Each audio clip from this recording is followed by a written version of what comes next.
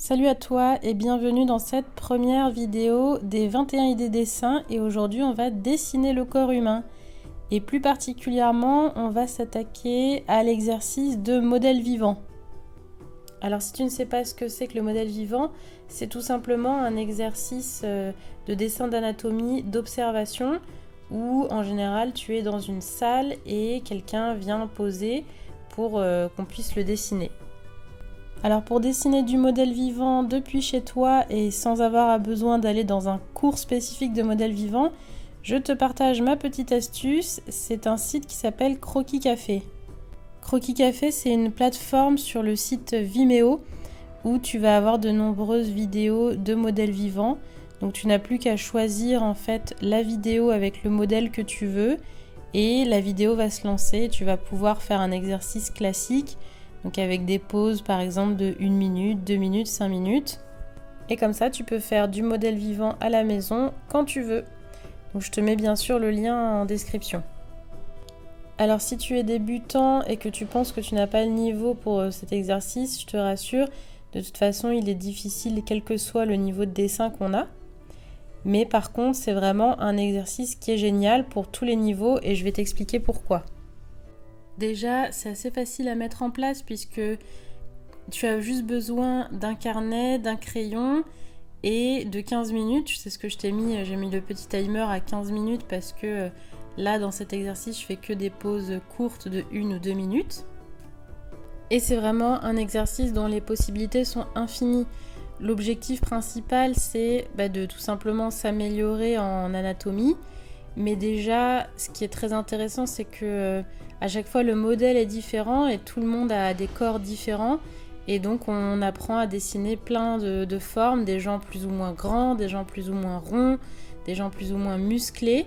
Donc à chaque fois, en fait, on réapprend des choses nouvelles.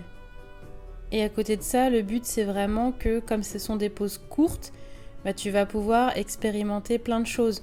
Tu vas pouvoir essayer des styles différents, travailler soit peut-être plus le trait, soit le mouvement.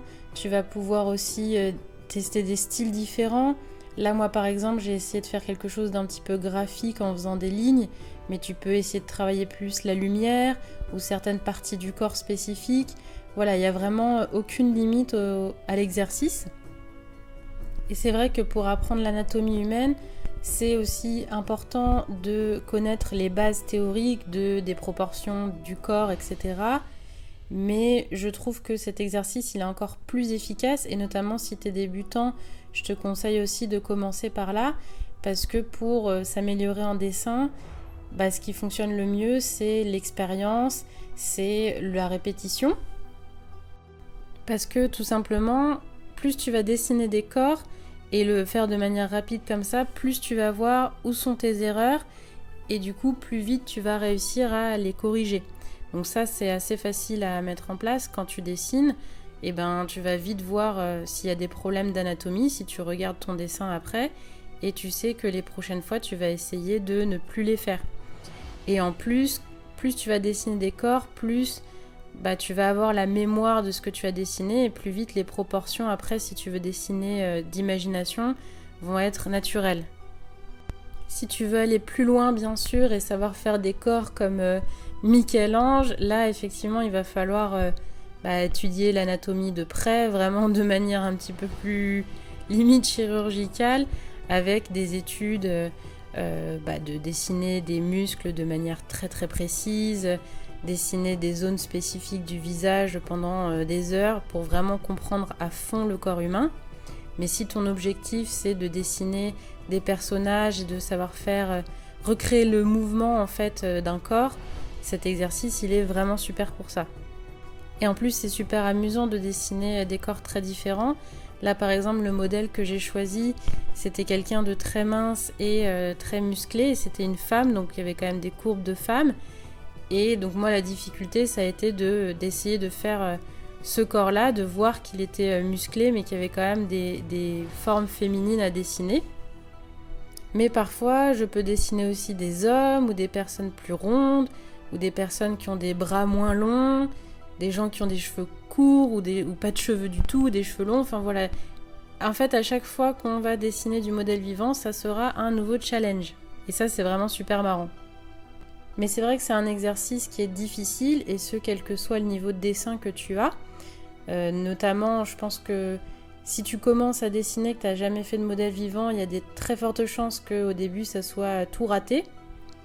Et d'ailleurs, au sein d'une même séance, en fait, le début, ça va être raté parce que tu vas être un petit peu rouillé. Et tu vas voir qu'au fil du temps, si tu en dessines 5, 10, 15, 20, tu vas voir que ça va s'améliorer parce que tu te seras échauffé, ton œil se sera exercé et tu vas voir que ça sera de plus en plus fluide.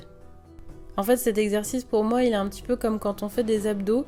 Si on n'en fait pas pendant un certain temps, et après, quand on recommence, on a l'impression d'avoir perdu en niveau parce qu'il faut retrouver un peu l'habitude de le faire. Donc là, pour cet exercice, moi je l'avais pas fait depuis un certain temps, donc les premiers, j'ai vraiment bien galéré. Mais voilà, le truc c'est que l'amusement et l'apprentissage reviennent vite, donc c'est hyper sympa. J'espère que tout ce que je te dis, ça t'a donné envie de faire cet exercice de modèle vivant pour t'améliorer en anatomie ou juste pour t'amuser. Si tu as envie de participer, comme je l'expliquais dans ma vidéo de présentation du challenge, tu peux me poster ton dessin de modèle vivant soit en commentaire de cette vidéo, soit sur la page Facebook que je te mets aussi en lien dans la barre de description, où tu auras juste à mettre la photo sur Facebook de ton dessin. Et à la fin du challenge, s'il y a plusieurs personnes qui ont participé, je mettrai une petite sélection en vidéo Facebook des dessins qui m'ont été envoyés. Si tu aimes bien le feutre que j'ai utilisé, je vais te mettre le matériel que j'ai utilisé aussi en barre de description.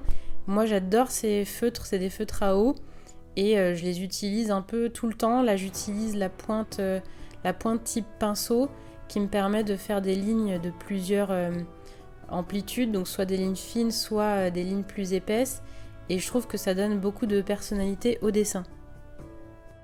Voilà, donc c'était la première idée sur les 21 idées dessins qui arrivent.